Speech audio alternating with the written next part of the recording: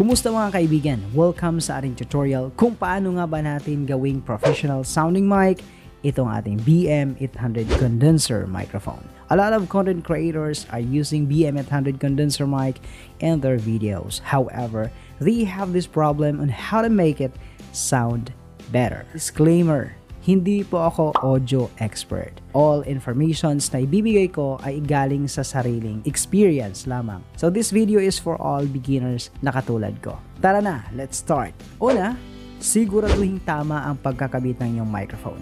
So ilagay itong BM800 sa boom arm katulad nito o shock mouth para maiwasan ang vibration or unwanted noises. So second thing, dapat handa na ang pop filter katulad nito para maiwasan ang pagsinghot ng hangin o sulo ng P at B na maaaring makasira ng iyong audio quality. So napaka-importante meron po tayong pop filter or di kaya itong foam na katulad nito. Number 3, isaayos ang gain at volume settings ng inyong audio interface o di kaya kung gumamit ka ng mixer. Alamin ang tamang level para hindi maging distorted ang inyong audio. Nakadepende pa rin po ang ating gain adjustment sa ating audio interface. Number 4, tamang posisyon ng microphone. Be sure na hindi ka nakaharap sa ulo ng microphone.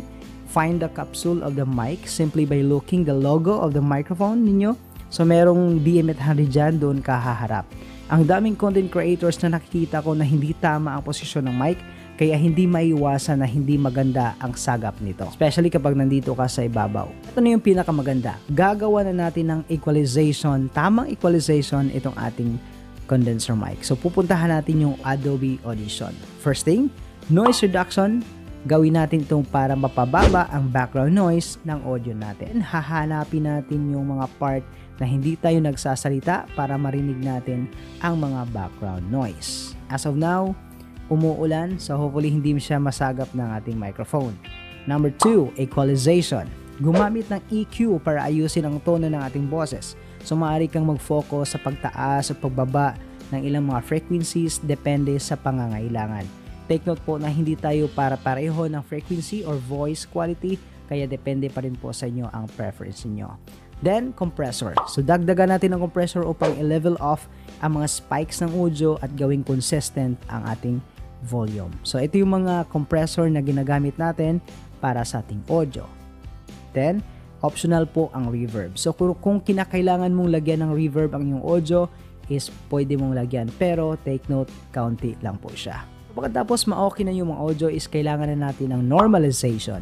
Ang normalization is ang magandang paraan para mapanatili ang consistent na antas ng audio lalo na kung may iba't ibang bahagi ng inyong recording na may iba't ibang volumes. Ito ay ilang basic steps lamang na ginagawa ko sa aking audio gamit ang BM800. So maaari mong i-customize depende sa iyong preference at kung paano mo naising pakinggan ang iyong audio. Maraming salamat sa panonood. For more tutorial videos about recording and other music-related topics, don't forget to hit the like, comment down, and subscribe para ma-notify ka sa aking uploads. Happy recording!